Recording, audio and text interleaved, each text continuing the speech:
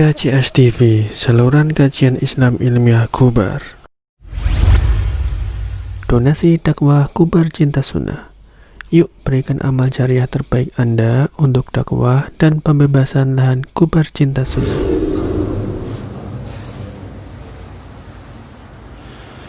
Alhamdulillahi hamdan katsiran tayyiban mubarakan fi kama yuhibbu rabbuna wa yarda. La ilaha illallah wahdahu la syarika lah. Asyhadu anna Muhammadan abduhu wa rasuluhu sallallahu alaihi wa ala alihi wa ashabihi wa man tabi'ahu bi ihsanin ila yaumiddin.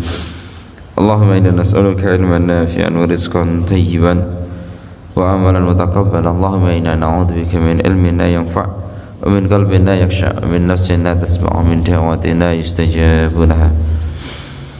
Amin. Ikhwati fillah, azanillahu wa iyyakum.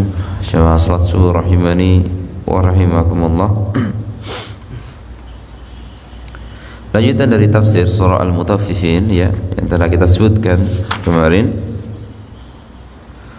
Setelah Allah Subhanahu wa taala menyebutkan keadaan orang-orang yang baik, orang-orang yang berbakti kepadanya, bahwa mereka akan dimasukkan ke dalam surga dan duduk di atas dipan-dipan sambil melihat Allah Subhanahu wa taala yang merupakan puncak dari kenikmatan di surga.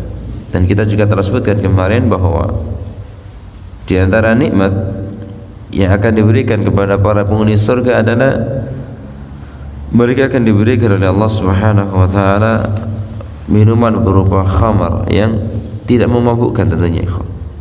Iya. Allah katakan di dalam ayat yang sebelumnya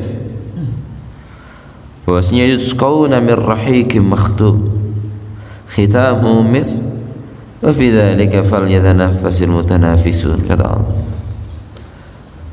Bahwa bagi penghuni surga itu mereka akan minum dari khamar yang murni dari tempatnya, gitu. Yang mana tempatnya itu terbuat dari kasturi, gitu ya. Allah katakan di sini khitamuhu misk, ya. Penutupnya itu adalah dari kasturi.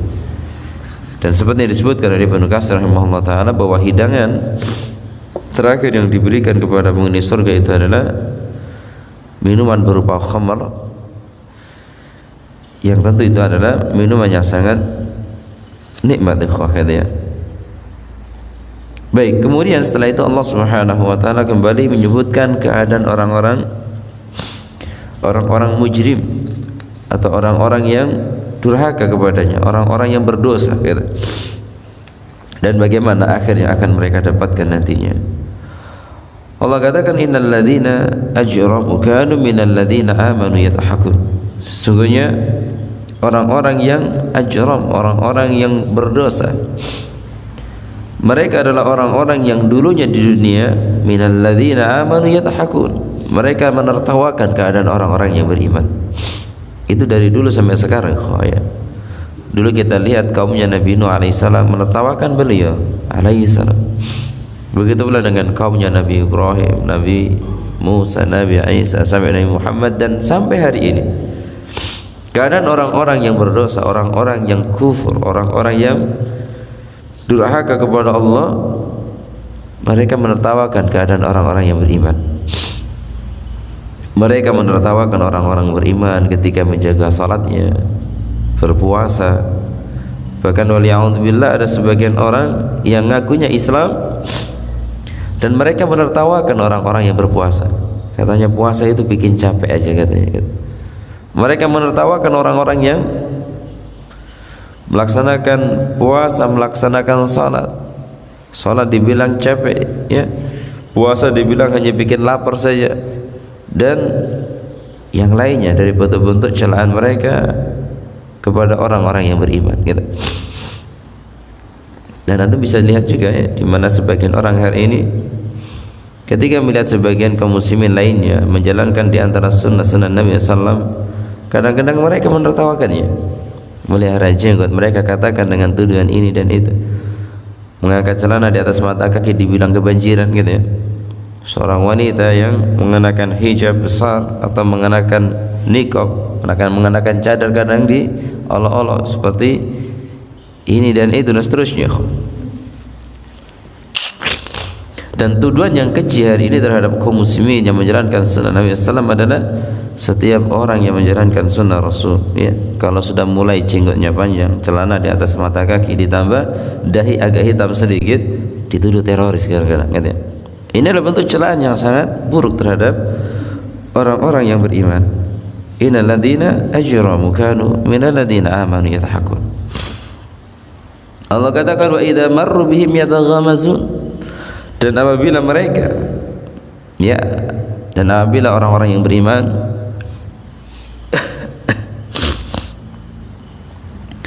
marru bihim yataghamazun, berjalan di hadapan mereka, maka mereka langsung saling yataghamazun. Yataghamazun itu apa ya? Memberikan isyarat dengan mata gitu ya. Gitu. Ih, ada yang lewat gitu. Dan seterusnya dengan isyarat-isyarat yang buruk, menuduh orang-orang yang beriman dengan tuduhan-tuduhan yang tidak baik. Dan Anda bisa lihat itu ya, di kehidupan hari ini masih banyak model-model begini gitu ya. Itulah keadaan orang-orang mujrim, orang-orang yang berdosa, orang-orang yang durhaka kepada Allah. Dulunya mereka adalah orang-orang kufar dan orang-orang munafik, ya, yang melakukan perkara ini. Wa idza qalabu ila ahlihim ila ahlihim munqalabu fakihin. Dan apabila orang-orang berdosa itu kembali kepada kaumnya, mereka bertemu dengan kawan-kawannya, inqalabu fakihin, mereka kembali dengan gembira. Dikatakan penulis rahimahullah ta'ala bahwa maksudnya adalah mereka ini, orang-orang yang berdosa ini, orang-orang yang kufur ini, apabila kembali ke rumah-rumah mereka, maka mereka akan kembali dalam keadaan senang, disebabkan karena mereka mendapatkan apa yang mereka inginkan dari dunia ini atau dari perkara-perkara dunia. Tetapi mereka kurang di dalam syukur kepada Allah. Mereka tidak mensyukuri karunia Allah Subhanahu wa taala. Bahkan sebagian di antara mereka dengan nikmat yang Allah berikan kepadanya justru sibuk untuk mencela dan menghina kaum muslimin. Anda melihat orang-orang kafir, ya, orang-orang mujrim atau bahkan orang Islam tetapi yang jauh dari Allah Subhanahu wa taala, orang yang ngaku Islam tapi jauh dari ajaran agama. Biasanya mereka orang-orang model begini, semakin kaya mereka maka akan semakin buruk tabiatnya, waliyadzubillah. Mereka akan semakin buruk tabiatnya. Mereka masih miskin aja buruk tabiatnya, apalagi ketika sudah kaya, kan gitu. Jadi itulah keadaan mereka. Wa idza qalabu ila ahlihim qalabu fakihin. Wa idza ra'awhum qalu inna haula'i ladhalun. Dan apabila mereka melihat orang-orang yang beriman, mereka mengatakan sungguhnya mereka itu benar-benar orang yang sesat, katanya. Itu keadaan orang-orang kufar. Jadi mereka merasa berada di atas agama yang benar, iya, dan mereka menuduh orang-orang yang beriman telah melakukan kesesatan. Ini asalnya dulu orang-orang musyrik yang ada pada masa Nabi SAW, karena mereka merasa berada di atas suatu agama yang benar. Makanya ketika Nabi SAW mendatangi paman beliau Abu Talib dalam kondisi sakit, ya, yang membawa kepada kematiannya, Nabi pernah mengatakan kepada Abu Talib, wahai ami, wahai pamanku, ucapkan la ilaha illallah kalimatun, kata Nabi, sebuah kalimat, uhaju laka indallah, saya akan membela paman di hadapan Allah Subhanahu wa taala. Saat itu Abu Talib hampir mengucapkan kalimat ini, tetapi ketika di sampingnya ada orang-orang kafir yang lainnya, orang-orang musyrik yang lainnya yang merupakan pembesar-pembesar mereka, membujuk Abu Talib dan dimasukkan ke dalam diri Abu Talib kecintaan kepada agamanya yang lama. Kata mereka, wahai Abu Talib, apakah kamu benci kepada agama bapakmu? Gitu. Sehingga dia pun mati di atas itu. Karena mereka merasa berada di atas kebenaran dan melihat orang-orang yang beriman berada di atas jalan yang salah, gitu ya. Itu yang dilakukan atau yang dirasakan oleh orang-orang kafir ini. Makanya mereka wa idza ra'awhum qalu inna haula'i ladhalun wa ma ursilu 'alaihim hafidin, kata mereka. Atau Allah mengatakan wa ma ursilu 'alaihim hafidin, padahal Allah ya, atau padahal orang-orang yang berdosa ini itu tidak dikirim untuk menjaga orang-orang yang beriman. Maksudnya Allah yakum, di sini Allah mencela mereka dengan apa yang mereka lakukan terhadap orang-orang yang beriman. Iya. Setelah itu, ya, setelah Allah Subhanahu wa taala menyebut perbuatan orang-orang mujrim kepada orang-orang yang beriman, kemudian Allah mengatakan fal yaum, maka adapun hari ini, yakni hari kiamat, ikhwan, alladzina amanu minal kuffari yadhakun, sebaliknya orang-orang yang beriman akan menertawakan orang-orang kafir sebagai balasan atas perbuatan mereka yang terdahulu ketika di dunia. Alal araiki yang turun, di mana orang-orang yang beriman di atas dipan-dipan sambil memandang, yakni mereka melihat Allah Subhanahu wa taala.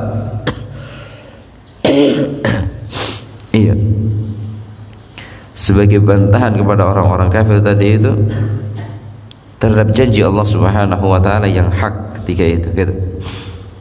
Kemudian Allah katakan hal thuwibal kufar ma kanu yaf'alun, sesungguhnya orang-orang kafir telah diberi ganjaran terhadap apa yang dulu mereka kerjakan, yakni mereka akan dimasukkan ke dalam neraka sebagai bentuk kehinaan untuk mereka dan sebagai balasan dari penghinaan yang pernah mereka lakukan kepada orang-orang yang beriman, maka mereka akan mendapatkan hal itu di akhirat nanti. Jadi khadifil azani Allah yakum, kita bermohon kepada Allah Subhanahu wa taala agar Allah senantiasa memberikan kepada kita istiqomah di atas iman, di atas sunnah, karena sungguhnya orang yang berjalan di atas jalan ini pasti akan mendapatkan ujian dan cobaan, ya. Orang yang berjalan di atas jalan yang hak pasti mereka akan mendapatkan gangguan, rintangan dan banyak hal lainnya, gitu. Sebagaimana dikatakan Nabi sallallahu alaihi wasallam, orang yang berpegang teguh dengan sunnah di akhir zaman seperti orang yang memegang bara api. Maka itu tidak mudah, ikhwan. Hanya Allah yang memberikan taufik kepada semuanya. Innahu waliyudzalika wal qadir alaih. Wa akhiru da'wana alhamdulillahi rabbil alamin. Wassalamualaikum warahmatullahi wabarakatuh.